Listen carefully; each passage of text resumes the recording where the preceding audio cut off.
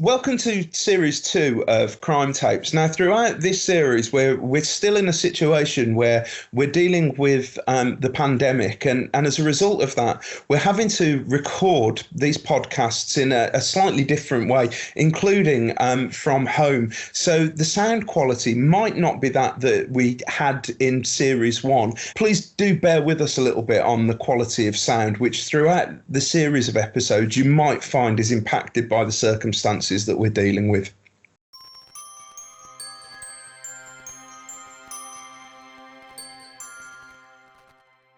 Hi, you're listening to Crime Tapes. This podcast is created with Staffordshire University and hosted by the School of Law, Policing and Forensics. And the focus of this, our second season, is on policing, and specifically the function of policing both in the UK and beyond. In today's podcast, I'm joined by Dr. John Lamb, who's a lecturer in the Institute of Policing. John is an expert on a number of areas policing, but in particular, one of his research interests is in policing extremism, including political violence, terrorism, but also right-wing and broader domestic extremism. In today's episode, we're going to talk about how the police have been involved variously alongside other authorities in policing extremism. But we're also going to look specifically at the threat of right-wing extremism and some of the groups that have emerged and that we're currently concerned about in the UK. John, thanks ever so much for joining me today. You're welcome, James. Well, I'm glad to be here. And it's a fascinating area, and it's a topic on which I know we share interests. Going back, I did some research, some ethnography on the English Defence League, and that kind of brought me into contact with little bits of some of the kind of groups that might be focused on as extremist or extremism. But I suspect that for listeners, the terminology might be a little bit confusing. I know that they kind of probably think of, and would recognise some of the concern around policing of terror groups. And we kind of think that terror groups would be extreme or extremist. But what do we mean by the term right-wing extremism or extremism? Where does it come from? And what are we talking about in terms of levels of crime and the picture at the moment in the UK? So the EDL is actually a great place to start when talking about this. So what listeners could do immediately is let's think politically for a moment.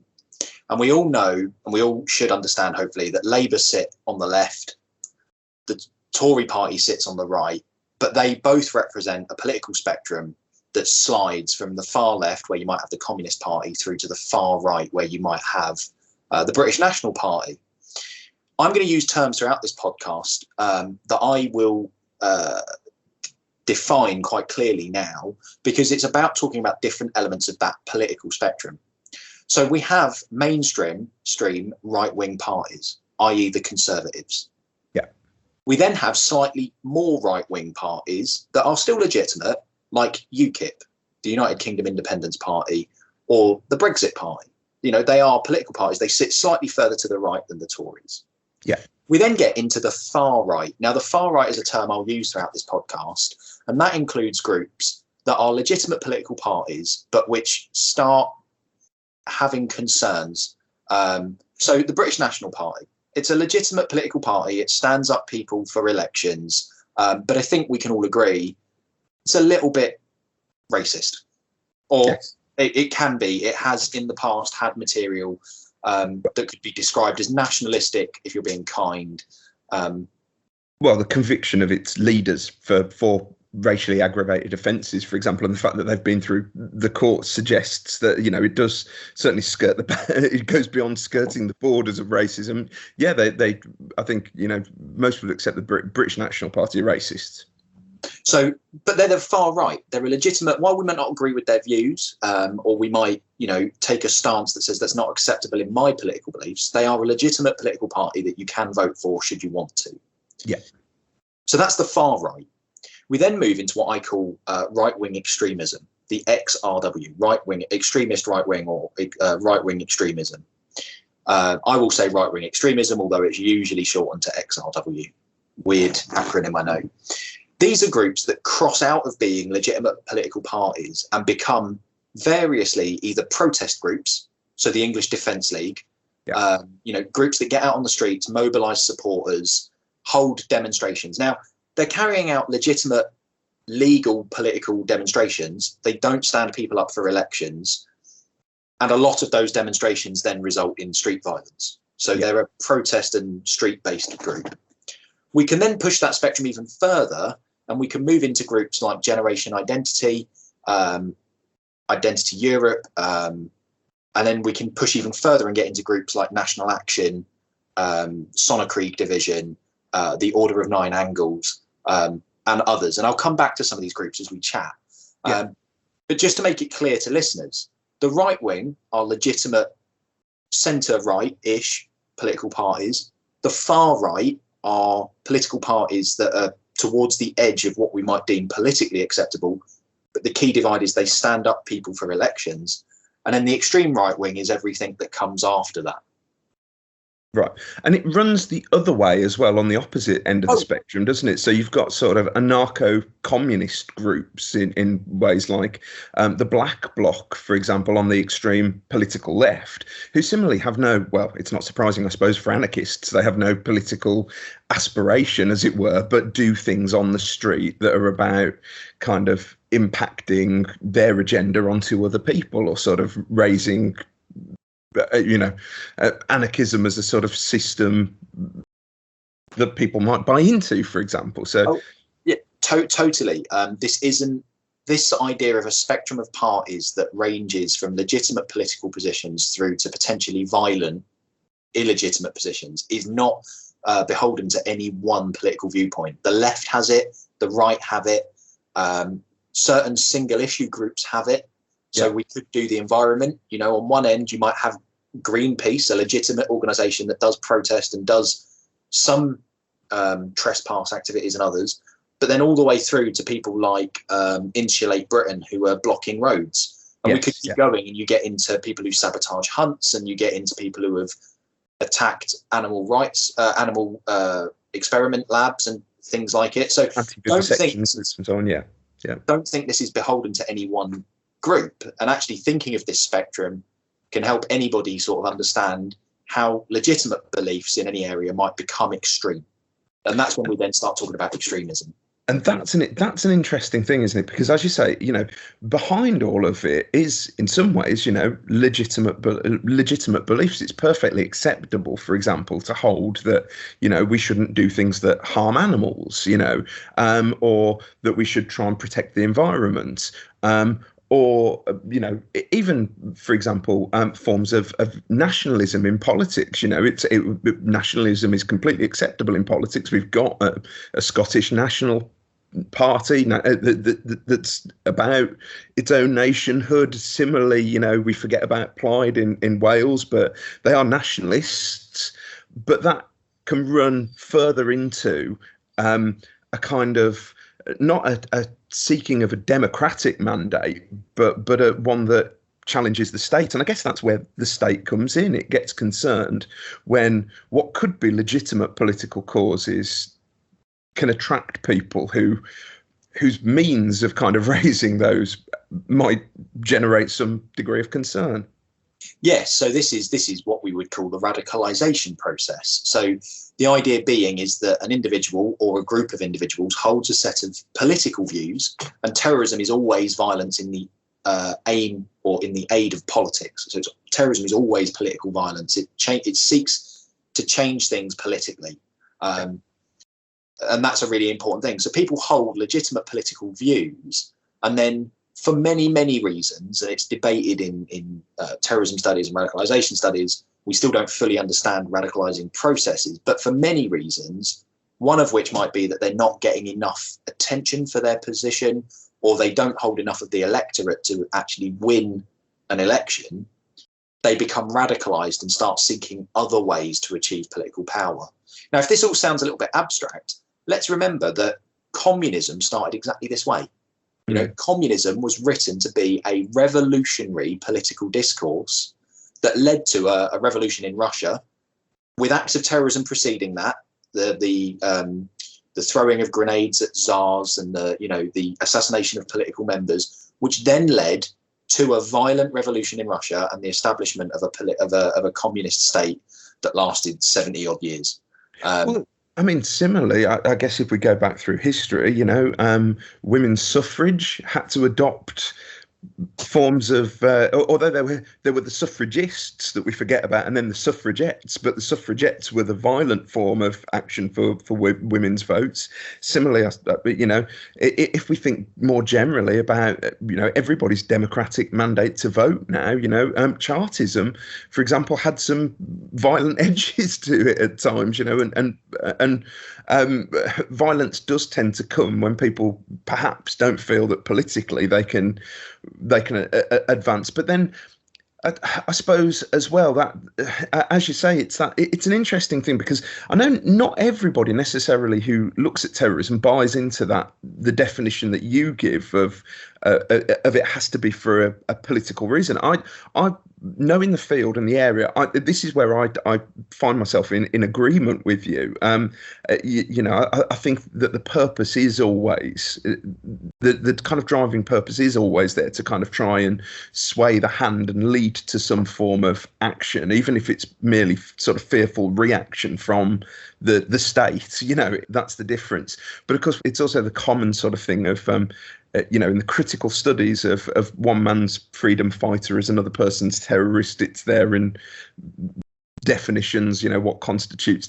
So there are various different viewpoints, but it's interesting, isn't it, that particularly in the kind of grounding that we're giving now, it gives you a space and a place really to discuss, I guess, that political underpinning of violent activity.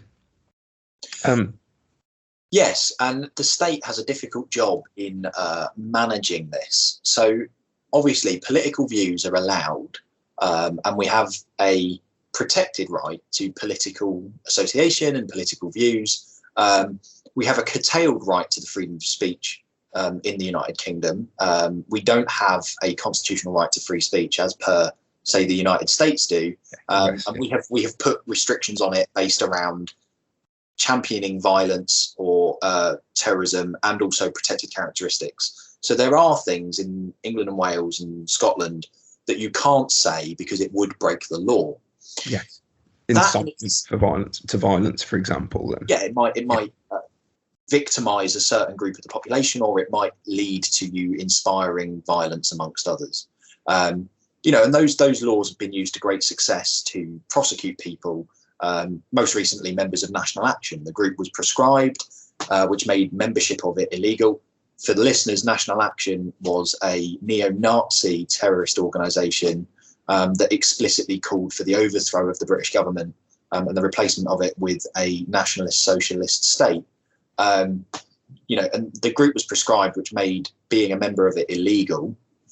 The group carried on existing, and many of its members were successfully prosecuted for both membership, but also for hate speech offences and terror speech offences, like championing the use of violence or encouraging, glorifying the use of violence.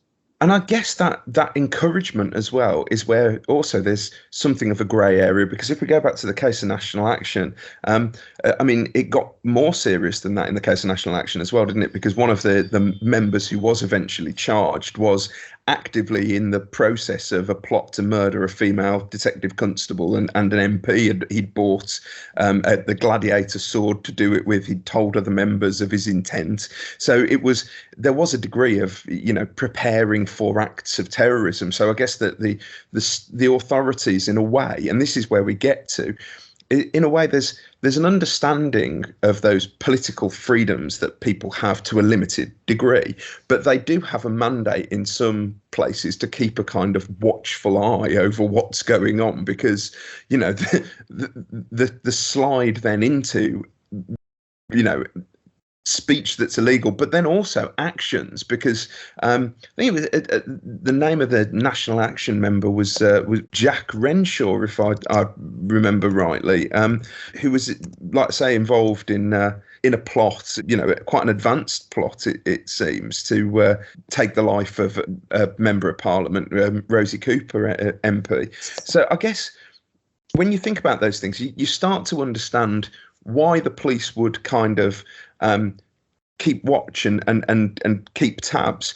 But we also tend to forget as well, don't we? We hear a lot about kind of community policing, and we think of the police's role as to deal with crime. But actually, the historic origins of much of the police in England and Wales was also to keep a watch on exactly those sorts of organisations, on those groups regarded as a danger to the state. Yeah, so modern policing in England and Wales was established in 1829 with the establishment of the Metropolitan Police Service by Sir Robert Peel. By 1841, we had what would become known as the forerunner to Special Branch. And Special Branch was explicitly a political police force designed to keep tabs on, at the time, they called them subversive political groups. Early on, they weren't very successful. They used to hide in cupboards and things and get thrown out of pubs where groups were meeting / beaten up by group members. That evolved over time, and its purpose was to keep tabs and to infiltrate and to observe groups that held political views that could cross over into extremism. And this is the key bit for listeners. When we think back to that spectrum of political views that can cross over into extremism, if we focus in on the right for a moment, and we take a hypothetical individual, let's take a male in their 30s. I won't name them, but just a hypothetical. Adam. Oh, okay. So let's take Adam as our hypothetical man in his 30s. Now, Adam feels aggrieved, personally aggrieved, because he doesn't feel any political parties represent his views. He doesn't agree with immigration, or he thinks immigration is bad for the UK. That's a legitimate political point to hold. But he doesn't feel anybody's doing anything about it. So he's drawn further and further right as he looks for parties that express views he identifies with. We all do this politically. So he starts maybe with the Conservative Party and their anti-immigration rhetoric and their pushback of boats. And he decides, well, that's great, but I still see immigrants. I still hear stories about immigrants. There are still illegal immigrants gaining entry into the UK. I'm not happy with that. So he moves further to the right, and maybe he starts associating with the British Nationalist Party, which has a policy of zero immigration to the UK, if I remember correctly. Maybe he decides that is just talk. And so he gets drawn further to the right, and maybe he's now attracted to a group like the For Britain Party, which subscribes to they're a legitimate political party, but they do have reference to something called great replacement theory or white replacement theory on their website. It's coded in their website. It's not coded and hidden, but it's oblique references to it on their website, which is a conspiracy theory that's common on the extreme right, which is the idea that there is a conspiracy to replace white individuals with either mixed race individuals or immigrants. It is that conspiracy that would lead Anders Breivik in Norway to carry out his attack, because he believed so strongly in that conspiracy theory of great replacement theory that he needed to go and murder the next generation of left-wing politicians, because he thought that they would be responsible for carrying out the great replacement in Norway. Yeah. So he went and carried out the attack on Utøya Island to get rid of the future of the Labour Party in Norway, so that there wouldn't be this replacement take place. So if we follow Adam's trajectory, we can see that, we could say he's radicalizing. He doesn't feel his views are represented, and he's moving through this spectrum of people until he gets to a stage where he's associating with people, listening to materials, reading materials that have started to champion maybe violent action against immigrants. And once you get to that stage, you've crossed into the extreme right, and now we have a potential terrorist on our hands. And that is where the state needs to start stepping in. And we do have I would argue that the country has a duty to then step in and either de-radicalise that individual through things like Channel and the Prevent scheme, or follow criminal charges against the individual should they have been preparing for any attacks. Now, this sounds... I've oversimplified the process a little bit to help listeners understand. There are key things that I maintain about this that are debated within terrorism studies and radicalisation studies. Firstly, I fall on the side of the debate that says these things do not happen on their own. So individuals going down this process are not radicalizing in their bedrooms on the internet. Yeah. That might play a part of it. And there is some really good work by Paul Gill and apologies if I'm going to get his name wrong, but Paul Gill, and I believe it's pronounced Rottweiler, by Paul Gill and Rottweiler, which actually says that, but belief in conspiracy theories is a good indicator of violent extremist intentions. So you're more at risk of becoming a terrorist if you believe in conspiracy theories. So the internet and conspiracy theory belief play a part in this radicalizing process. But I would argue there are always others involved. Yeah. So there's always a group of people, and it's a socialized process. Because as people, we make sense of what's acceptable by the people we talk to, yes, by the people we interact with. And this brings it back to Professor Treadwell's earlier point, which is that community policing is one of the best things we can use to fight back against extremism. And so we should forget our ideas that policing of terrorism is always super high tech, Jack Bauer-like. That reference is probably a bit old nowadays, but I know it's 24. Yeah, absolutely. People will get it. And actually, it's much more the community, and I use the term community loosely. Friends, neighbours, colleagues, co-workers will probably know that Adam has gone down a dark path, if we like. Well, we see. I mean, it's an interesting one, and particularly because you're pulling conspiracy theories there. And I just think straight away, it's worrying for our contemporary world, because it does seem to me at the moment that there is an extra sort of trade in conspiracy theories at this sort of current moment. And I think about, for example, radicalization, for example, and the steps that you were talking about as part of the sort of pathway towards involvement or membership of the anti-vax movement, for example, and that's not to suggest that that people can't necessarily hold legitimate viewpoints that are perhaps skeptical towards aspects of what they're told. But if you get towards the point where, as some in the anti-vax movement are now taking to the streets, saying, well, if you don't listen to us, when we tell you this, we've got other ways that we can deal with things, and starting to kind of become more militant. Actually, it shows that it can be perfectly ordinary people in many ways when they're in a group of others who share similar views that kind of, in a way, up the ante more and more and more. It's almost a kind of, it's finding that community of shared interest, and then people become more extreme by reference to those around them, perhaps. So the academic terms for this is amplification. Yeah. The simpler way of putting it is the echo chamber. Now, social media plays a role in the echo chamber, and what an echo chamber is we naturally, as human beings, seek out those who have similar beliefs to us, and we tend to seek news and stories from sources that resonate with a belief system we've already got. So I am nominally a white male in my 30s from a working class background. I have a set of cultural beliefs and cultural understandings from that mean it's very unlikely I'm going to ever be radicalized into a Muslim-inspired group like ISIS. I say Muslim-inspired because these groups don't represent the religion of Islam at all, but it's very unlikely given my white working class Judeo-Christian background. It's not impossible, but it's unlikely. Yeah. I do, however, share some markers with some of the right-wing nationalist groups. And I come from a community where language around those things was common. And so I'm already in that pond, if you like, swimming with these ideas in that pond. And it wouldn't take very much. It would, because I've spent a long time researching this. But somebody in my position, it wouldn't take very much if you wanted to, in the terms of Panatucci, infect them with negative ideas and start pushing them down that route towards radicalization.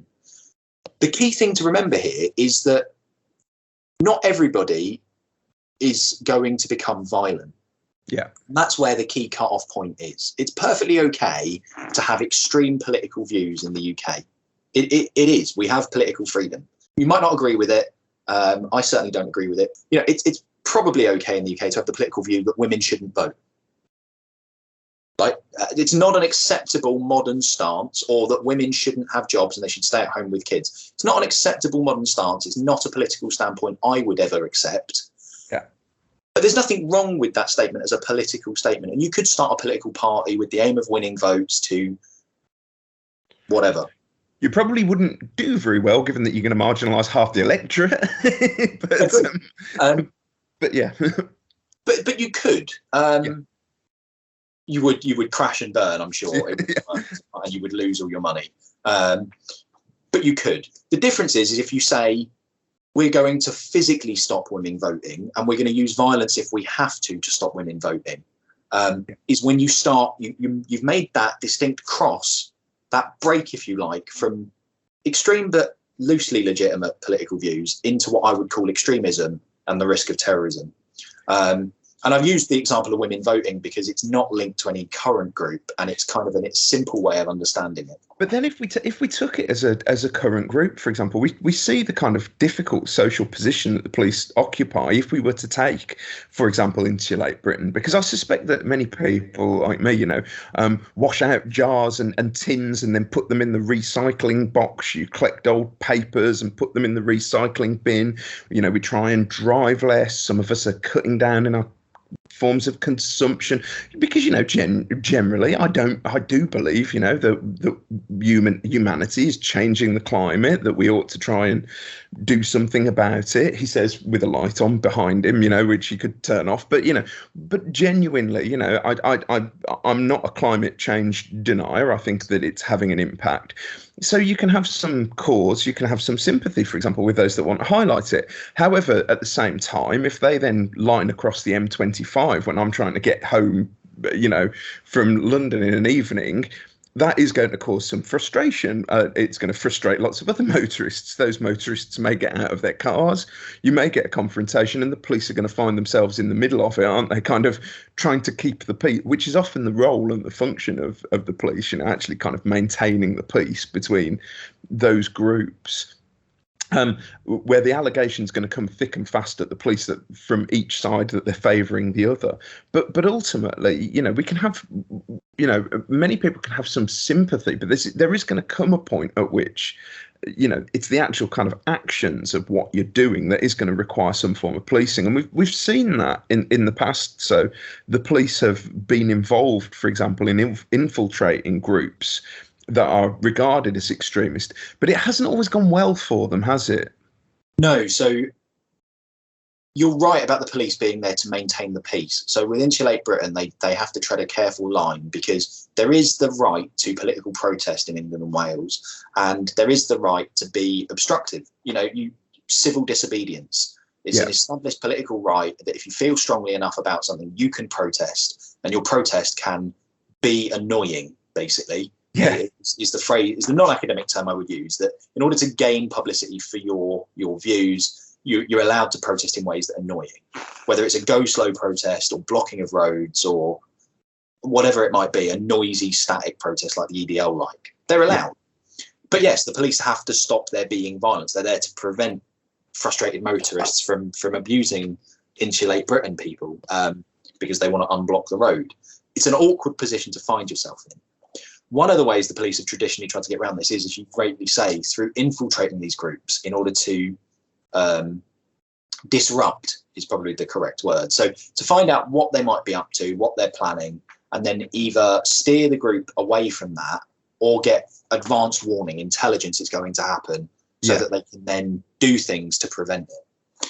However, if we look at the animal rights groups, this has gone particularly badly for the police in the past, with individuals like Mark Kennedy, who is, I want to say, a disgraced Metropolitan Police officer, but I'm not sure about the title I've used there. But he was an undercover police officer from the Metropolitan Police who was tasked with infiltrating animal rights groups in the 1990s, and who may have been responsible for inciting them, setting fire to a Debenhams, and may have carried out some rather unsavoury acts whilst undercover, in a way that probably pushed that group into doing things they wouldn't have done otherwise.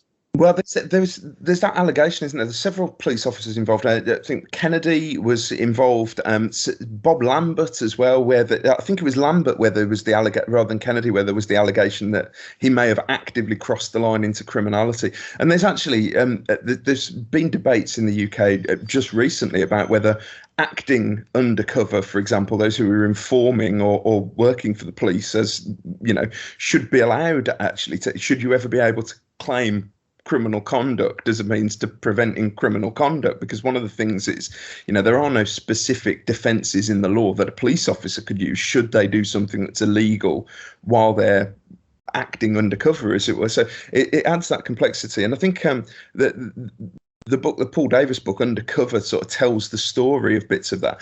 But what's interesting is that one of the things that that can be taken out of that is much of that focused on what was kind of left-wing extremism. We know less, don't we, about right-wing extremist groups in some ways, because there's never been quite the same exposure of whether even the authorities are monitoring them in the same way. And again, you mentioned some of these groups, and that while I appreciate they're on a continuum and they kind of slide, one of them in particular kind of piques interest because I think a lot of listeners wouldn't have heard of them at all. The Order of Nine Angles, they're about as kind of extreme on the right as extremists as you could get, aren't they? Who are they, John, and what do they sort of believe in and stand for? So the Order of Nine Angles is a left-hand. They describe themselves as a left-hand path, satanic occult Nazi group. So I will say that again because it's quite a lot. A left-hand path, satanic occult Nazi group.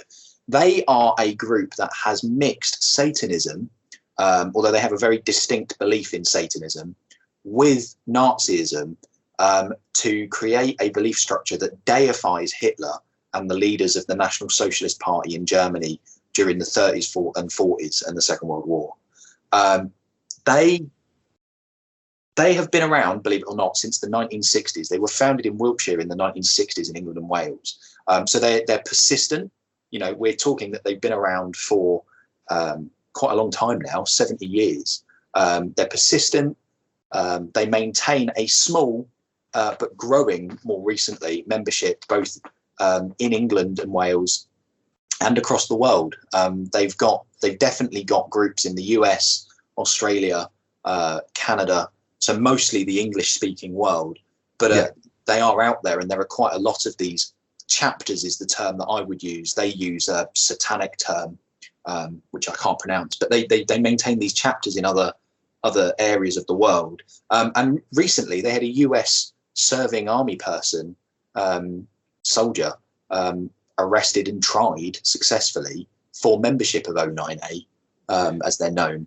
So this isn't merely a kind of internet thing that doesn't exist. It's real people out there, and left-hand satanic Nazis. Yes.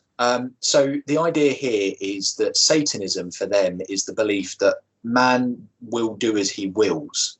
So their whole idea is to subvert and undermine Western structures, so the society of the Western world, through encouraging members to be just genuinely nasty. So whether that's carrying out acts of antisocial behaviour, whether that is ignoring all sorts of laws, they encourage in their writings and their materials acts of pettiness, but also acts of pretty serious criminality like sexual assault, rape, paedophilia, because they don't believe that these things should be curtailed. They believe that man has a will and man should exercise his will, and that if we do these things, that will then lead to the establishment of a national socialist government, and will see the Western world fulfill its destiny, which ultimately for them is to colonize the solar system. So we're even getting to outer space and Nazis in space with them. However, space Nazis, they have acknowledged themselves, and their leader who took a hiatus from the group in the early 2000s, has given several interviews, and he has said some of this is about one, appealing to certain rebellious individuals, and that some of it is about confusing outsiders to the group and to distract from the actual core beliefs of the group. Yes. Because people get hung up on the Satanism, and they have weird rituals. They've got 3 books that are called the Black Books of Satanism. The British Library holds copies of them, of 3 volumes of them. They're not accessible to the general public because they are just horrendous as books. But they outline masses and satanic. I'm doing bunny ears on the camera for Professor Treadwell to see. Satanic masses and rituals that are all a little bit weird. Now, I mean, it's an interesting one to talk about because I won't go into too much detail, but the Twitter sphere recently, I was talking about Satanism, and in no way, shape, or form am I going to deny that there is Satanism out there, because one of the places in criminology where we've encountered this, for example, is with and around satanic ritual abuse, which in and of itself really is very much a kind of conspiracy theory. It suggested that there was a suggestion in both the United States and then into the United Kingdom in the 1990s and 1980s that there were groups of sort of powerful satanic individuals collected together in kind of communities that would ritually abuse and murder children. It led to reviews. Indeed, the government, our own government, have kind of essentially said this is a widespread conspiracy theory, and it's conspiracy theory that does in and of itself generate crimes, because we've recently seen a crime where some people who believed in satanic ritual abuse attempted to abduct a child to save them from it. But there's no denying that there are real Satanists out there, that there are people who buy into that as a religion, and some of those, because not all Satanists will buy into Nazism, will they? I mean, there's a whole range of different occult beliefs, from kind of paganism and Wiccanism through to, but Satanism is a part of that, and that form of Satanism sort of forms up with groups like the Order of Nine Angles. They're likely to be on the kind of extreme end on from people involved in things like national action, but they meet together, they form communities, and the state seemingly is probably having some role in watching them. Yes, I would assume, and it is an assumption, but I would assume that the state is watching. So we know from things that have been released publicly that MI5, the security service, is dedicating resources to studying the far right and the extreme right. I'll go back and use the term properly, the extreme right, and that the extreme right is the largest growing. So it's not the largest threat of terrorist violence in the UK, but it is the largest growing threat. So they have more and more cases week by week and month by month that are coming across their radar as they watch these groups. Now, that's kind of inevitable. I'm not encouraging listeners to look at materials from the Order of Nine Angles, but if you were to see any of their materials, it is literally their creed. Their creed is to carry out acts of violence against those that don't fall within traditional Nazi belief structures. Their leader even spent a short period as having converted to Islam in an attempt to link extremist Islamist groups in with the far right to have a war against the Jews. So this gets really odd, really. But the key thing here is, if we strip away the fake Satanism, is that they are a hardcore Nazi group of individuals who are championing the use of violence the same way that the Third Reich did against minorities, political dissidents, Jewish individuals, and the LGBT community. They are therefore a group that should raise real concerns from a security perspective, and which needs, oversight by security services and the police. Yeah. And it's an interesting one because we recently had the murder, for example, of Bibia Henry and Nicole Smallman by Daniel Hussain, and he was very much that was perhaps the first case that listeners could look at where they'd essentially find these mentions of sort of Satanism in the far right. I mean, essentially, Daniel Hussain had essentially written a note that the police found, having stabbed Miss Henry and Miss Smallman to death, horrific murder, where he'd made a contract with a demon, and essentially signed it in his own blood, and that very much comes out of that sort of far right playbook, doesn't it? There are aspects of that we know link to some of these groups, and interestingly, that kind of brings to light the fact that it's about how it then connects with specific individuals as well, and how they then go on to act, and it's very difficult to know. So I guess a little bit like with terrorism, for example, we know that the Metropolitan Police and the security services are watching an awful lot of offenders who they suspect might have sympathies towards terrorist causes, but they know that only a handful of them are going to act. The same is at play with extremism on the far right. They know that there's a much bigger footprint, as it were, but it's those one or two individuals in amongst it who might act that you want to know who they are, where they are, and what they're doing, as it were. Yeah, so the way that I've heard this described by senior police practitioners is looking for a needle in a pile of needles. Because ultimately what you're trying to do is you're watching a group of individuals who you're trying to identify, who all are sharing these materials and are all sharing violent political belief structures. But there will potentially be the one or two individuals from that group that go on to carry out or prepare for acts. And it's trying to catch those individuals. And it goes back to the infamous IRA statement from the 80s, which is, we have to be, and by we, I mean the security services and the state, have to be lucky all the time. They only have to be lucky the once. Now, the key thing for me here is that there is a risk from the extreme right around violence and terrorism. The groups that are out there, their materials are so violent in what they propose that there is an inevitability to violence from it. And as Professor Treadwell has outlined, we have seen violence in different ways. And even in the early 1990s, we had David Copeland, who carried out terrorist attacks against LGBT cars. So the right wing in England and Wales, the extreme right, has produced terrorists and probably will produce terrorists in the future. What we need to get better at in the United Kingdom is differentiating out the extreme right wing. So currently we tend to look at the extreme right as a homogenous whole, when actually, for want of a better term, there are different flavours to the extreme right wing. And I'm still undertaking the research, but currently I'm trying to produce a typology of extreme right wing groups in England and Wales, because there are extreme right wing groups that are Satanist, like Order of Nine Angles. There are extreme right wing groups that are overly nationalist, and that it's all about independence for England or whatever the case might be.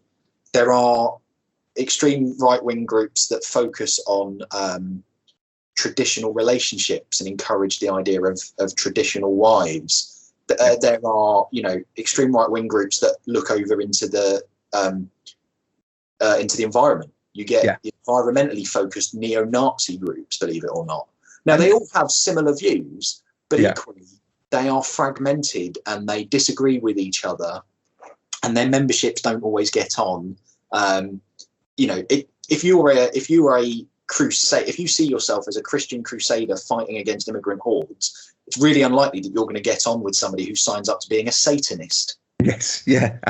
Although you are both on the extreme right, you have almost diametrically opposed views about your place in the world. Absolutely. And we often create quite homogenous groups, don't we? But actually, when you look at all sorts of forms of violent extremism, right the way through into those sort of prescribed terrorist organisations, they might not get on with one another. So, for example, we see lots of evidence with the Islamic State, for example, when people went to fight with them in Syria, people who joined joined Daesh or Islamic State might well have killed people who were fighting for Al Qaeda or one of the other Islamist groups. You know, they're not necessarily all sharing beliefs or on the same side. And similarly, you know, you get other Islamist groups that might have very different agendas, you know, Hezbollah or all sorts of different places but we can kind of talk about quite a universal term like Islamist extremism or far right extremism kind of tends to paper over some of those differences at times. And like you say, it's important to understand the differences and the divisions as well. When the police are doing that, I guess it's also partly about assessing where the greater threats come from as well, because as you say, while all of these individuals might be involved in, they might all be described as needles in needles, as it were, and all can harm. One or two of them can do really kind of high levels of harm. Just of your own views, John, where do you think the real threat and the high level of harm is likely to come from XRW, the extreme right wing, at the moment? So that is a really hard prediction to make. For me, I need to put that into some context before I can answer the question. So for me, the greatest risk to the United Kingdom for terrorism is still groups associated with Northern Ireland, because terrorism is iterative. So you get better at terrorism over time, either via surviving, i.e. not dying, literally not dying, or not being arrested and incapacitated by the state. Yes. Groups associated with Northern Ireland have the longest experience. So they would be, and they also potentially have the greatest access to materials to carry out attacks. So they would be the greatest threat, the greatest risk. They have the capability, whether they use it or not, I would argue they have the highest potential capability. Second to that would be Islamist groups like Al Qaeda and ISIS. They have a large following base. We have had terrorist attacks from them. They have a large number of people who have been to Syria and other places and gained combat experience. So they would be the second. The third would then be various extreme right-wing groups. And clearly some groups posed a bigger risk. So National Action, System Resistant Network, and the Sonnenkrieg division, to name three. And we can name those three because they've been prescribed, because the state thought you pose enough of a threat of violence, we're going to prescribe you to give us the tools to lock your members up to keep everybody else safe, basically. The extreme right wing has the least amount of experience. Although groups like the Order of Nine Angels have been around since the 60s, they have predominantly been either esoteric campaigning groups in the background, kind of carrying out their own little rituals and not really impacting on anybody that we know of, or they have been street protest groups. So like the EDL or Combat 18 back in the day. Yes, yeah. So they've been much more street level groups. However, we have seen individuals come off the back of that have carried out extreme acts of terrorist violence. Copeland being the most obvious one. The individual who murdered the MP Joe Cox would come out of that milieu, if you like, that melting pot of extreme right-wing beliefs as well. So there is the threat and the risk from that group, but I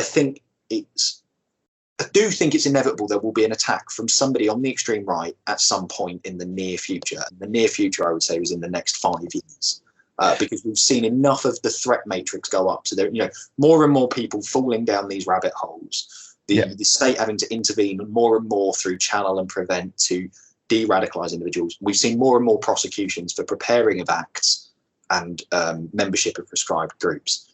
For me, it's therefore an inevitability. But I would say the risk of that, the harm of those attacks is going to be lesser because they don't have the knowledge and experience and the potential access to materials. So it's likely to be more kind of rudimentary. And it's interesting, two things I want to pick up out of what you said. I mean, number one, it's interesting in a way because you mentioned Thomas Mayer and the murder of Joe Cox, but we've already seen it happen, and then we quite often kind of forget and move on. But actually that in some ways that it was a very kind of high profile targeting in that way. So low sophistication, but high profile targeting. And again, similarly, I do wonder if that's the threat. But the other thing I thought, which was fascinating about what you said, and it's one that I always like to kind of go back to and talk about, is we forget the threat from republicanism in Northern Ireland. And few people have heard of the case of Kieran Maxwell, for example, but a Royal Marine commando who was a member of the Provisional IRA, who was convicted of essentially maintaining weapon stashes, bombs, and jailed for 18 years, which also suggests a degree of sophistication in ability to kind of infiltrate the state, as it were, by Republican groups. And of course, a lot of the tactics the Islamists took from those Republican groups. And I think the lesson we often forget from history around terrorism, and it's one I always like to kind of repeat, is that, America prior to 9/11 had obviously experienced another attack on the World Trade Center, which had focused it very much on not on the threat of Islamism, but of domestic extremism.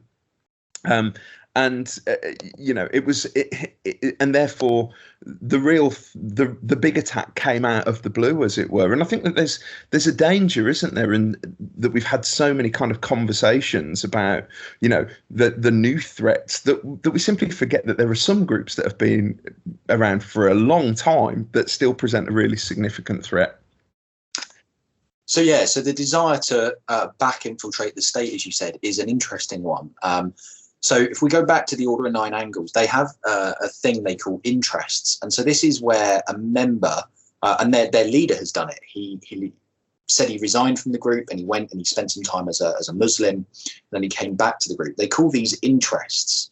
The idea here is that they will go and try to infiltrate and subvert other groups from the inside. Now, the Order of Nine Angles is a group that in particular has a method, states that this is something that they do. However, the extreme right wing more generally has an ability to appeal, I would argue, to members of security services, police, the military, and others, because of those cultural drivers that they share. And there is a desire amongst these groups, across that spectrum of different groups I mentioned, and across the different ideologies they have, to recruit, active and ex-military members. So National Action, for example, the outlawed group, specifically aimed its recruitment at university campuses and the military. And the reason being is they were of the opinion that graduates and serving or ex-military individuals would be the best mixture in order to create a successful terrorist group, to bring skills and knowledge to the group. And we do need to be careful around the radicalisation of members of the military in particular. And we have seen 2 convictions in the UK of serving military personnel for membership of extreme right-wing groups.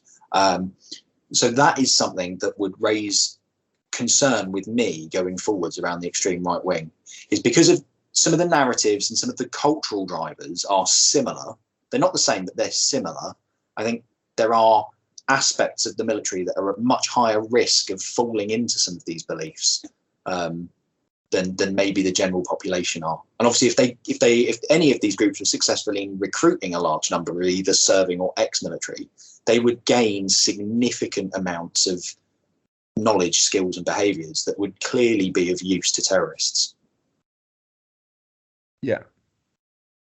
So, I mean, a threat to kind of continually guard against for the authorities, and that sits alongside, I guess, a concern with, the threat that could be presented trying to monitor or watch groups, particularly as well. It is an interesting thing, isn't it? We simply don't know, an understandable secrecy. We don't know if the state is infiltrating groups on the extreme right in the same way that it was with the extreme left. But I think, we can we can speculate that it's likely to be happening. And again, it's one of those things that I think when I was talking, for example, about the myth of satanic ritual abuse, for example, groups that are drawn towards sort of right-wing politics and paganistic rituals and so on might already actually be watched. The state might know what they're doing, and it would probably know quite quickly if they were, for example, murdering children.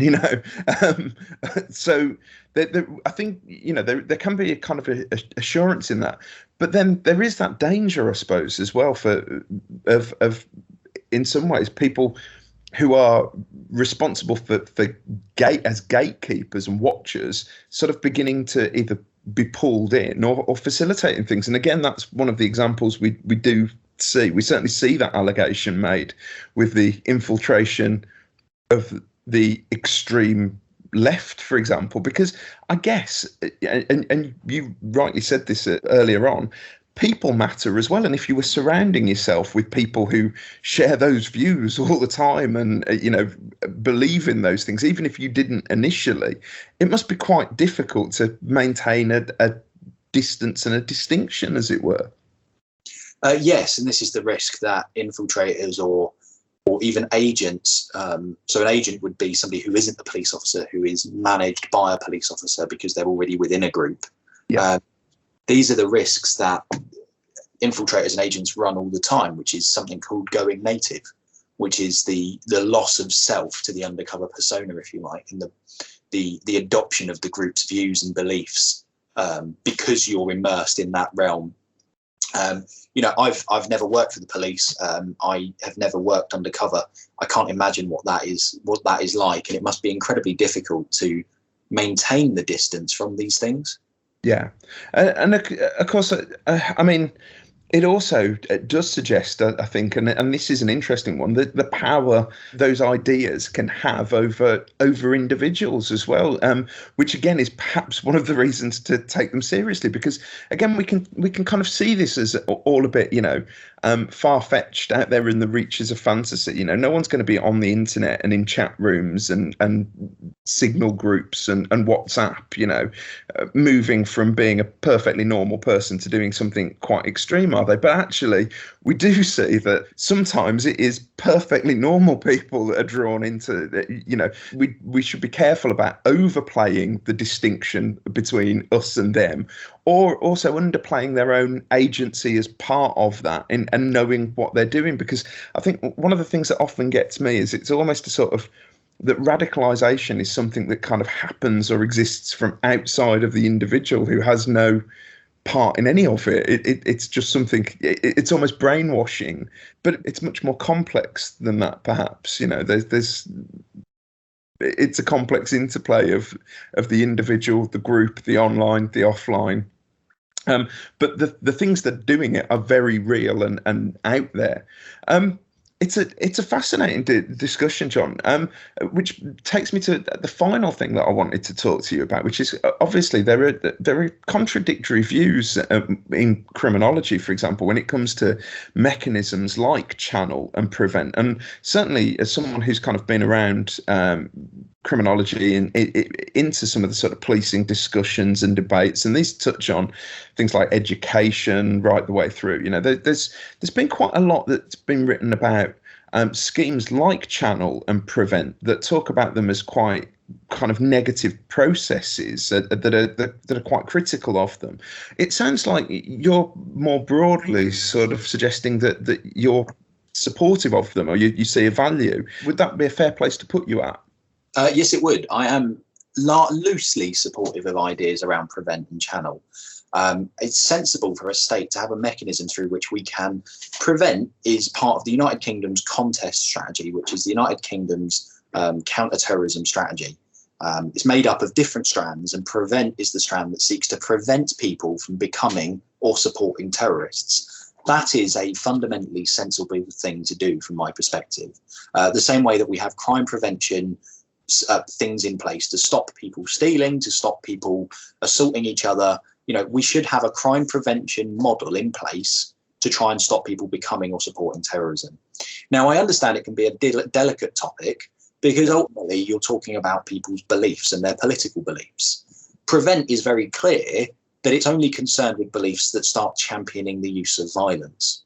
And I think as long as we stick to the line that all views, whilst we might not agree with them, are acceptable up to the point you say hurt somebody for it, then we're okay.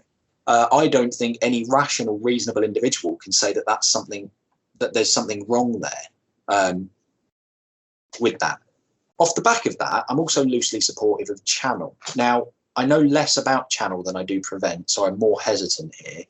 But surely if you've got a mechanism through which you're aiming to prevent people becoming terrorists, you are going to come across individuals who are 3/4 of the way up the spectrum I spoke about at the start of the podcast. So our hypothetical Adam has gone from the Conservative Party to UKIP to the For Britain Party to Generation Identity to to something else. And somebody has said somebody has given some intelligence to the police that says, he's getting into some really dark stuff here. I'm really concerned that he's looking at neo-Nazi, Hitlerite, satanic materials, and he's starting to say fairly nasty things, Surely he's withdrawing from his friend group, surely you should have a mechanism at that point which enables you to challenge those views. And that is my understanding, is that is what Channel is. Channel is designed to channel people away from these views and to kind of expose them and say to them, look, this isn't normal. You've kind of gone off track here. The problem that Prevent and Channel face is it's impossible to measure a negative. So what we can speculate all day long, what would the outcomes have been if we've not had over 10 years of Channel and Prevent, but we can never know. We don't know how many people have been referred to Channel, because that could be in the thousands. And if it is, and those people have successfully come off the back of it without being criminalised and without carrying out attacks, and now have renounced their potentially violent views, that's a good thing. And so sometimes I find criticism of Prevent and Channel a little bit myopic and a little bit short-sighted. Are there issues with it? Totally. There always is going to be issues with the state getting involved in people's personal belief systems and ideas. And it is going to go wrong sometimes, and it is going to step into things it shouldn't. But ultimately, I believe there should be a mechanism through which we can take people away from extremist views and help them to come back to maybe not the centre, but, not championing violence, basically. Yeah, again, I guess it's that kind of complexity whenever you get humans making human judgments about what's required and the risk that someone has. So some of the kind of negative stories that, although some of these are also sort of patently untrue when you look into the detail of what actually happened about how people get referred and so on, sort of paint it as a kind of overzealous, overreactive state, kind of stigmatizing people and pulling them in too early, and then kind of the danger that has for civil liberties. And I guess, it's understandable that people would have those concerns, but the other side of it is that, and if we do go back and do look at, as I say, some of the examples, and there's going to be nothing more stigmatizing for Daniel Hussain, for example, than, the fact that he's now going to spend a significant part of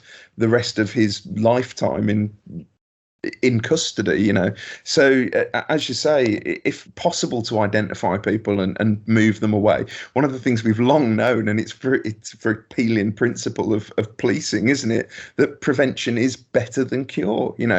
Actually, if you can get upstream and stop the people entering the river and drowning, it's better doing that than pull out the bodies further down the river somewhere. So I can similarly understand and see where that comes from. I think it's a fascinating topic, though, and one that I can imagine we're going to kind of be revisiting time and time again, because like I say, it does seem that the growth of conspiracy theories and the way information comes through for people at the moment, and the darker side of misinformation, the internet and the online world and so on, it does seem that It's interesting that you mentioned conspiracy theories, because I think, we see more and more and more of those emerging at the contemporary moment.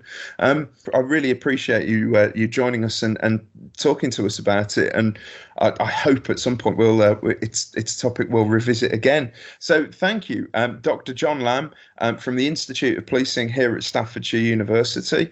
Thank you for joining me. You're welcome. Thank you for having me. And if you're interested in any of these topics at all, you might want to check out Staffordshire University and some of the courses that it offers. It not only offers the routeways into policing, but courses in terrorism, criminology, international relations, where exactly the sorts of topics that we've been talking about today are the things that we look at.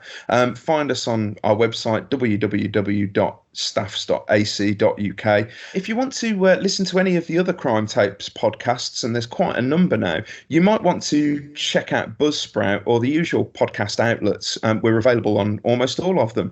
And do listen to other episodes where topics like conspiracy theories are covered in more detail. All that it remains for me to do now is to thank you for listening, and see you next time on Crime Tapes.